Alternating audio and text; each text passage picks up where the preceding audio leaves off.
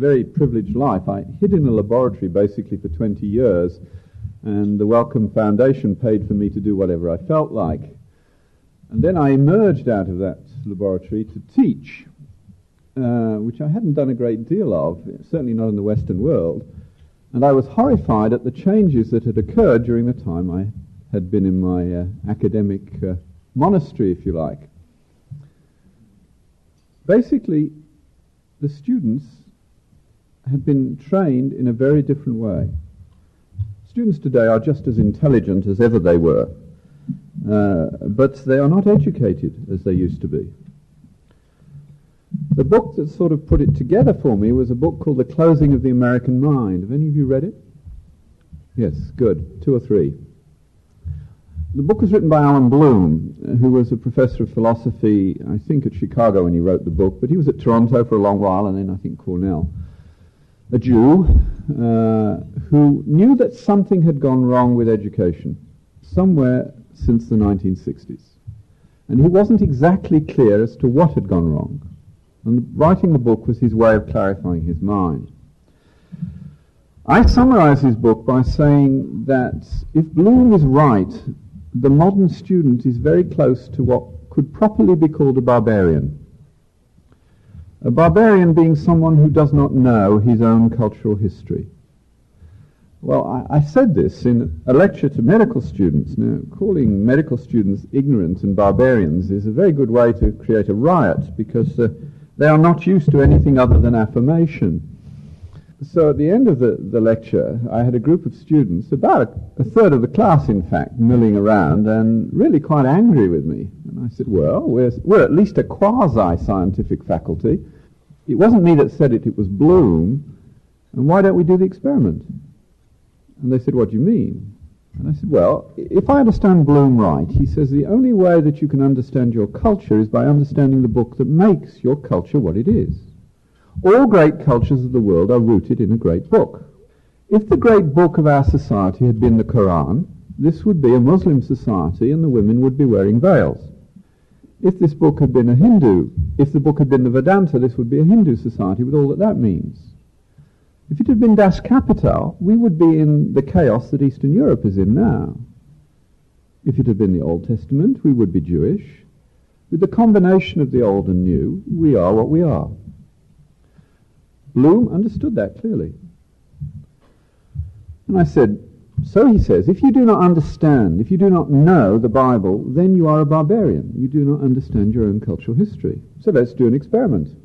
And the experiment that I proposed off the cuff was, you would all agree that the Sermon on the Mount is great teaching.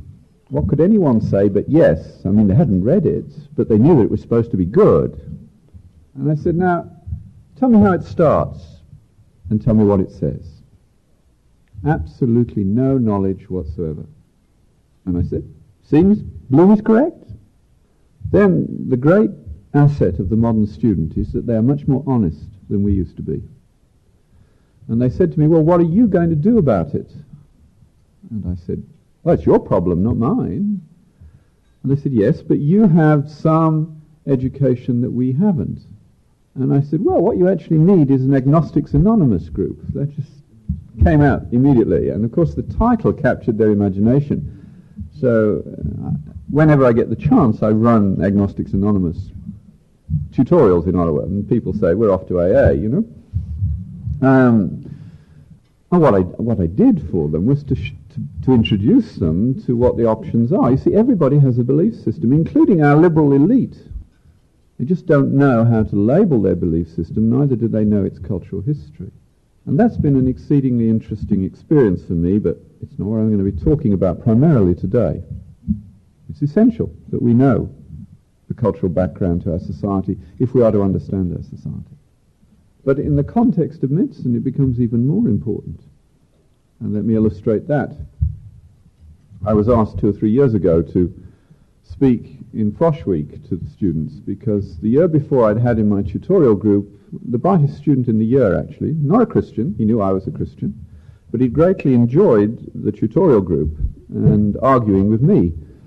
And when I got back from Africa that summer on my answer phone, there was a request that I go and speak in Frosh Week to the students. 3 or 4 professors were to speak one afternoon. One on the history of medicine, one on medicine today, another on medicine future, and me on the topic of a physician between 2 cultures, to talk about the African experience. And I was 3rd on the list, and by the time it got to me, I thought the students had been stroked enough. It was time to stimulate them a little bit. So I began by telling them a story, which I use frequently when talking for the CRPP. Absolutely true story. I said that I had seen a child with a septic knee, and the knee was totally destroyed. The only thing we could do was an amputation. We told the parents that, and they said we need to think about it. We said, well, not more than an hour, or this child will not survive. And they thought about it, and within the hour they said, no, we will take her home to die. And I was the only person who was horrified, because this was in Africa. The missionary surgeon who was there had seen it before, and he went about his business. The African nurses clearly thought that this was an honourable decision. So I said to them, do you mind if I talk to you a little bit? And they said, no. So I said, if this had been a little boy, what would you have done? And they said, oh, we'd have done the amputation. And I said, why treat little boys and little girls differently? And they looked at me and they said, well, in our culture, it is a woman's role to till the field, fetch the water, and bear the children. So a woman with one leg cannot do those things. She will not get married, and her life will be not worth living. Does that sound like a phrase that's appearing in our culture now? It should do. You see, cultures are not equal. They all have ideas of honour, of love, of justice, and of truth. But the way that those ideas are expressed varies. Now, your children and your grandchildren, when they go to university, will be taught by anthropologists who will tell them of the differences between cultures and then draw an invalid conclusion. They will say all truth about morality is relative to the culture. Not true. Absolutely not true. But not 1 in 100 Christian students knows how to argue with a professor. Probably not 1 in 100 Christian adults knows how to argue with the professor either. Because we have long since in our churches given up the habit of proper teaching which is rigorous. You see, all cultures in fact have some things in common. The idea of truth and falsehood is common to all cultures. The idea of love and hatred is common to all cultures. Justice and injustice, honour and dishonour. But those are very big ideas. We can't handle them easily. So they have to be translated into practice by what Peter Crave calls value opinions. And they vary. For example, if your business went bankrupt in Britain or Canada 100 years ago, the honourable thing to do was to wind up as efficiently as possible and pay as many debts as possible. If your business went bankrupt in Japan, the honourable thing to do was commit suicide. In Canada today, the honourable thing to do is to employ a lawyer to pay as few debts as possible. The idea of honour still exists, but it has changed in Canada, and it is different between societies. But the fundamental idea is common. It is honourable, if you are a Tutsi, to shoot a Hutu without compunction, and vice versa. Cultures differ, and we need to recognize that. I went on to say to the students that if they call themselves multiculturalists, which all students do, they have a problem, because as multiculturalists they have to accept that idea of the value of a little girl and a little boy as equally valid with our own, which I trust was that little boys and little girls were equally valuable. They could not have their cake and eat it. And you could see the anger that I had produced by hanging them out to dry. And I said, what is more, the problem that you face is not going to be dealt with in this medical program, nor in any other medical program in Canada, because you are going to be taught medicine on a biopsychosocial model. And as far as I was concerned, that model had been weighed in the balances and found wanting, and I could prove that assertion by hazarding a guess that no more than one of them could tell me what I had just said. because in order to tell me what I have just said, you must not be a barbarian. You must know your own cultural history. The phrase, weighed in the balances and found wanting, must import into your mind a whole story. Now, I'm not going to embarrass you by asking how many of you know what the story is. I'll tell you. It's Belshazzar's feast. Belshazzar had profaned the sacred vessels of the Jews in an orgy. And in the middle, a hand started to write on the wall, "Many, many tekel upharsin." Everybody naturally was terrified. Didn't know what to do. So they sent for Daniel, who naturally was not there. When he came, he said, "Be it known unto you, O King Belshazzar, that the words mean that you and your kingdom have been weighed in the balances and found wanting, and you will be dead and your kingdom will be gone in the morning."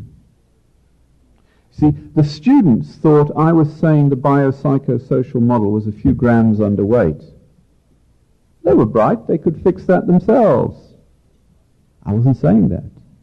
I was saying the biopsychosocial model of medicine is profanely and profoundly wrong and should be trashed because it presumes to teach medicine as though we are not spiritual beings, which is a lie. The model that is being proposed can no more deal with the issues of death, of suffering, of injustice, than it can fly. It is incapable. All that psychology can do is manipulate those things to make you feel as though they are not important. It cannot deal with them in any intellectually or spiritually satisfying manner. It was very interesting at the end of that afternoon. Again, I had a large number of students who had a lot of questions to ask, because I had touched a defect in their education, which was very real.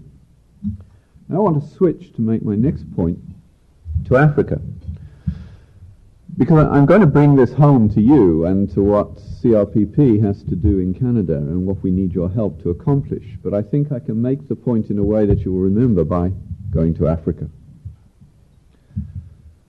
We have had a program running in Eastern Zaire since 1987 because my academic interest has been the resuscitation of malnourished children, and I've been deeply intrigued, bothered, troubled by the fact that we cannot do nutrition education in sub-Saharan Africa. It does not work.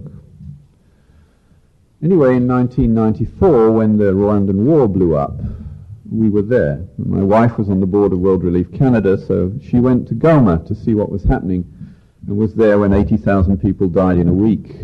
She was in Rwanda on the wrong side of the border when they closed the border to Zaire. When we both got back in October, she having been in the thick of it, I having been on the edge of it, Sally could not get the plight of the children out of her mind, because there were 5-year-olds being looked after by 7-year-olds. Coming out of Rwanda, there were children by the side of the road crying every 500 meters, having lost their parents. There's not a family in the refugee camps that hasn't had 2 or 3 people killed. That's another story. Anyway, it was quite clear that Sally had to go back. So she spent, I would guess, I haven't worked it out, something like 2 of the last 3 years in Africa. And I've been there for about 6 months. But she ended up running programs in the refugee camps, not specifically for the children, because there were more fundamental things to be done first. And so in the summer of 1995, I went out to visit. Now, my research could not be done because the whole area was in chaos, and I thought I would spend the summer preparing some talks and lectures for the fall. But my wife had other ideas. She said, "Absolutely not. You must talk to the people in the camps." And I said, "What on earth can a professor from Canada have to say to people living under tarpaulins?" And she said, "They won't listen to the people from the Peace and Reconciliation programs, but they will listen to you because we're known, and you have different things to say to them." Often wives, well, my wife anyway, is the one who pushes me to do things that I would otherwise not do. I would live in a library quite happily, and she makes it quite clear that that is not appropriate. Anyway, 3 days later I was in a refugee camp, and Sally had organized it, so the leaders of several refugee camps were there, and we started to talk. And after an hour or two, it became clear that what was bothering them could be summarized in a question. And the question was, how was it that we who call ourselves Christian ended up killing one another? Because approximately 80% of the Rwandese would have called themselves Christian.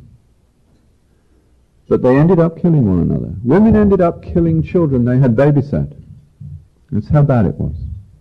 And they were deeply troubled when the whole episode was over and they were in refugee camps and a new government was in Kigali, which is just as bad as any government that's been there before. How did it happen? And then began what must be, I think, the most moving summer of my life, because I spent, on average, 3 to 6 hours a day teaching the refugee camps and the villages. They didn't allow me to teach medicine or science or nutrition. They didn't want that. They wanted me to talk about that question.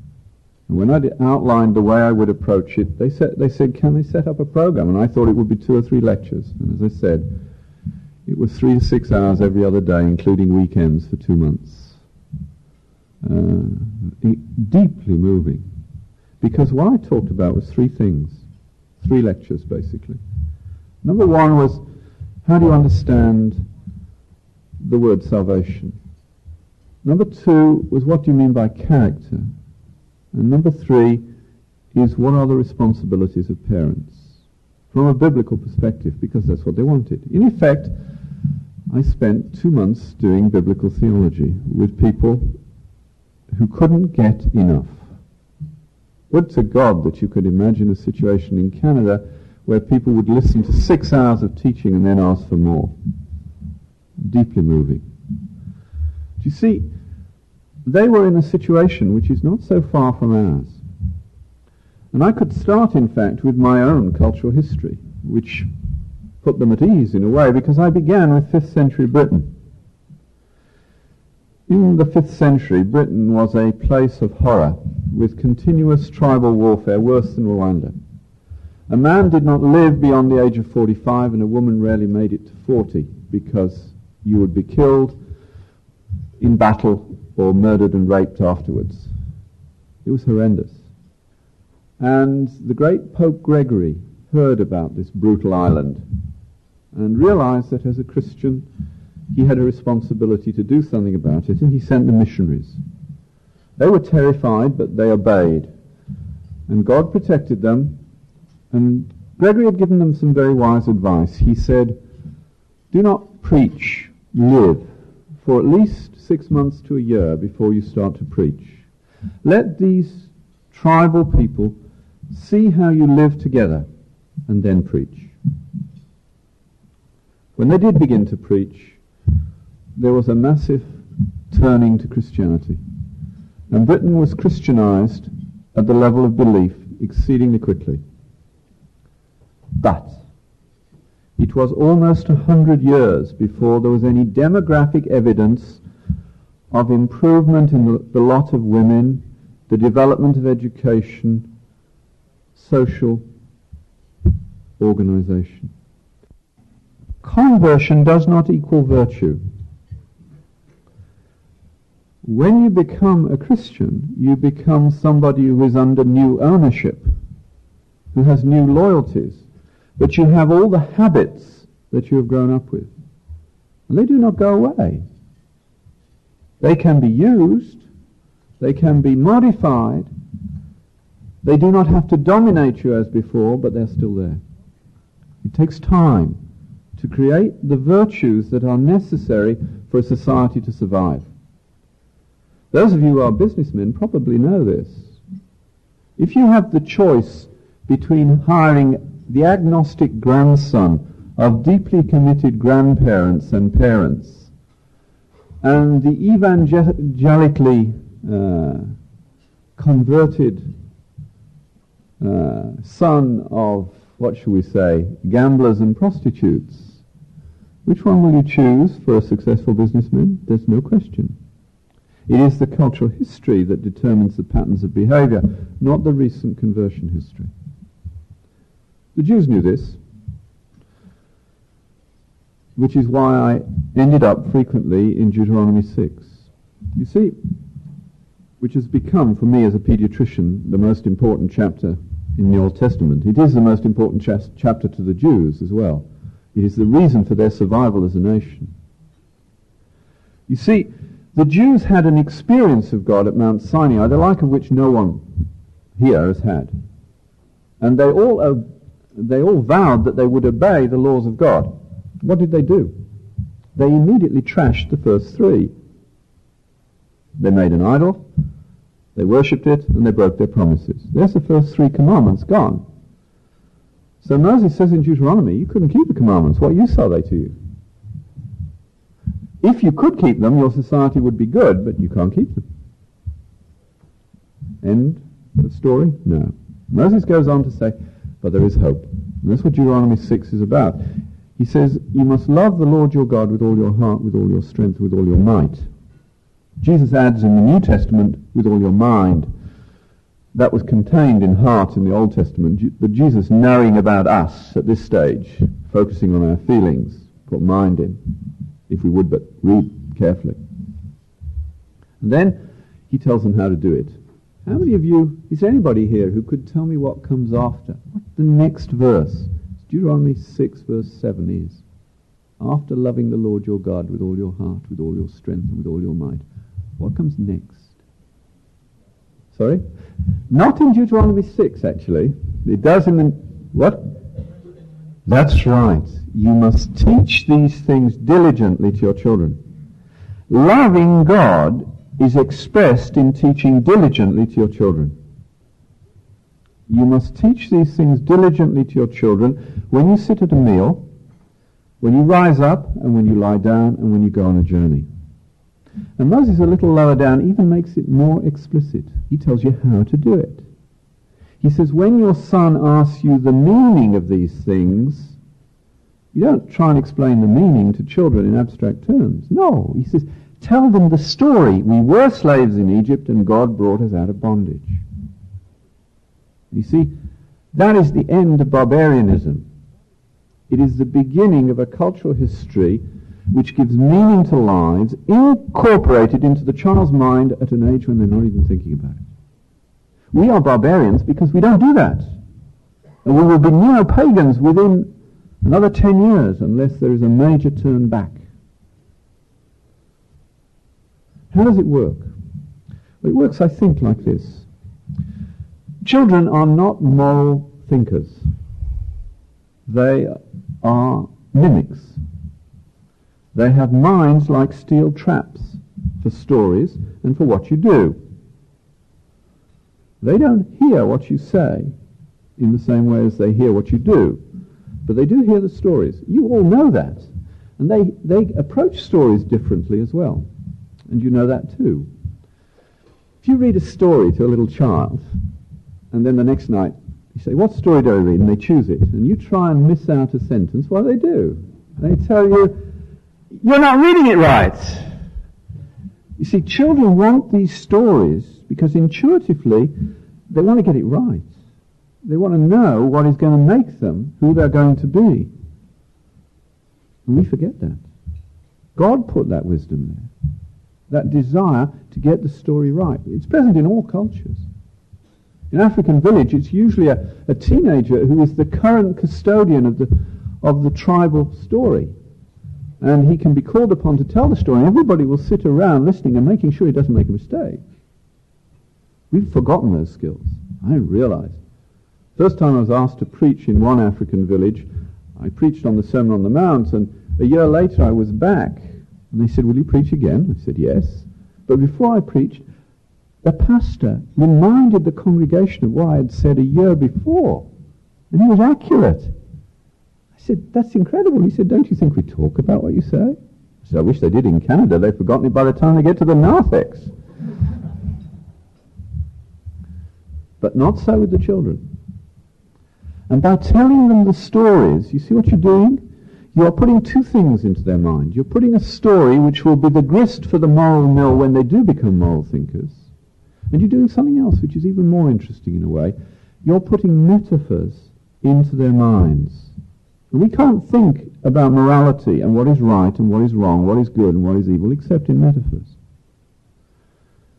Now we are a nation possessed of debased metaphors. Just like the students misunderstood, weighed in the balances and found wanting, so we as a nation have forgotten our metaphors. I have in fact a test that I give to some Christian groups of metaphor recognition. It's 2 pages of biblical metaphors. People my age, blessed with my education, I went to school where every morning there was a hymn, a prayer, a chapter of the Bible, another hymn and another prayer. 20 minutes every morning for 12 years. You learn a lot of scripture that way. I went to a church where the service lasted 2 hours and most of it was scripture. It just goes into children's minds. Go to Africa today, and they were in trouble because their services last 3 hours, but they're 90% music. Does that ring a bell too? It's content we lack. It's content that Paul was concerned about. It's content that Jesus was concerned about. You don't actually read of Jesus singing ever. I'm sure he did, but you never read about it. We have to get the metaphors back, which means we have to put the stories into our children's hearts and minds. We don't even do it in church. You listen to the children's moment on Sunday morning, and people try and teach them little morals. The little morals are for the adults, not for the children. They don't understand morals. They don't go home to help Mummy because of the moral that was told them on Sunday morning. They go home to help Mummy because she loves them. But you tell them the story and they'll take that in and they'll remember it. And they love the Bible stories. I have a little granddaughter who's just approaching 2. You know what the first story she really loved from the Bible was? The birth of Jesus. Now, I hadn't read the birth of Jesus with joy like that for years, as I suddenly saw that a little child could understand something I had forgotten. We do not read to our children. Do you know what the average contact time between parents and children is in Canada today? School-aged children and younger? It's less than 5 minutes of non-directive interaction. Who is the teacher in your home? The television. We were blessed that our family grew up in the developing world. We had no television. We didn't have a television in our house until the youngest was 15, when our next-door neighbour moved and couldn't get rid of the television and gave it to us. It wasn't switched on from the time I got back from Africa the year before last until October, 2 months. It can go 2 or 3 months without being switched on quite easily in our house. And what a blessing that was. We didn't know it. When we came to Canada, the church that we went to had a reading program to try and encourage the children to read. They stopped it the year after we arrived, out of sheer embarrassment, because my kids, with no television, were reading 10 times as many books as any other child in the church. It wasn't the children's, it wasn't differential intelligence, it was differential environments. It was the television that had killed their minds. It does terrible things. It diminishes attention span, it diminishes imagination, and it gives them no morals, no metaphors by which they can live. If I could, I would destroy every television in Canada, and Canada would improve the next day and go on improving until it was back to where it used to be. It is an utter disaster. So it takes courage to do that, though. Your husband will want his sports program. He'd be better off going to the bar to watch them and keeping the box out of the house. When I was growing up in a little church in Birmingham, one of the elders' children eventually persuaded him to buy a television. And it got as far as the front. You know, British homes have a garden gate and a front path. And they brought it in at the front gate, and as they opened it, the box was held up, and he was standing there, and it said, "This will bring the world into your home." And he sent it back. It's true. It brings the value systems of the world into our homes. Now, we have to change that. That's what CRPP has to do in the long run. We didn't get to where we are overnight. This began more than 300 years ago. We're not going to get back overnight. What we're trying to do is not easy to market. Because in some ways we are only just beginning to understand ourselves how to approach this problem. It's not trendy to talk about principles, about the way education should function, about the way medicine law should function. But fortunately, thank God, there appears to be an awakening in this country that something has got to change. And the kinds of things we're saying are, in fact, resonating in people's minds. We as a group of professors in Ottawa U are starting our own pre-university year in September 97 because we have become aware that the university has gone off course. And we're going to go back on course and teach a traditional course for the year before university. They will learn Latin, the core of Western philosophy and Western literature as determined by us, not by them, the history of science and medicine and mathematics, and some music, and there will be a great books program. Kids can't wait to start. Neither can their parents, because people know it has gone wrong. I started the new university year just a week or so ago, and in my fourth year science class, as usual, total ignorance about their cultural history. Grave sadness and disillusion. It is normal for students to say they did not enjoy their undergraduate program. That is wrong. Learning should be joyful, fascinating, and it is if you don't get sucked into the alternative utilitarian understanding.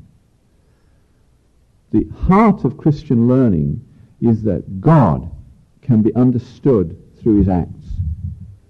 That is why it's good to do. The worst possible thing, the worst possible word for education is one that Christians frequently use, the word relevance. Relevance is not a criterion for education. Truth is the criterion for education. I usually tell the students of a famous event that occurred in a university common room when Niels Bohr came into the common room one evening. And he looked very pleased with himself. And the professor of English said, "Niels, you look very happy. What's happened today?" He said, "I had a good day." He said, "Well, what have you done?" He said, "Well, I split the atom." And the English professor said, "Oh, what praise the relevance of that?" And Niels Bohr thought for a few minutes. He said, "None whatsoever, fortunately, as far as I can see." You see, we don't know what is important. We're not in a position. Only God knows what's important. But we can determine what is true. And God will determine its importance in due course. And what CRPP exists for is to get back to the basic principles in all the main areas of public policy. You see, our current politicians rely on polls. So do university administrators and everybody else. Christians shouldn't rely on polls. They should rely on principles. We should decide what is good and what is right, and then work out how we persuade people that it is good and right. And in the process of that debate, we may find out that we are wrong, in which case we change. We've got to do that. And we've got to teach our kids how to argue the case. Now, I've said enough, and I will leave it to see what questions emerge. Thank you for your attention, and I hope that we've encouraged you to think about whether what I'm saying is true, whether you can help us to define the questions more clearly, and whether you can help us to achieve nothing less than the cultural renewal of Canada. And it's an incredibly arrogant objective, isn't it? But it's necessary. Thank you.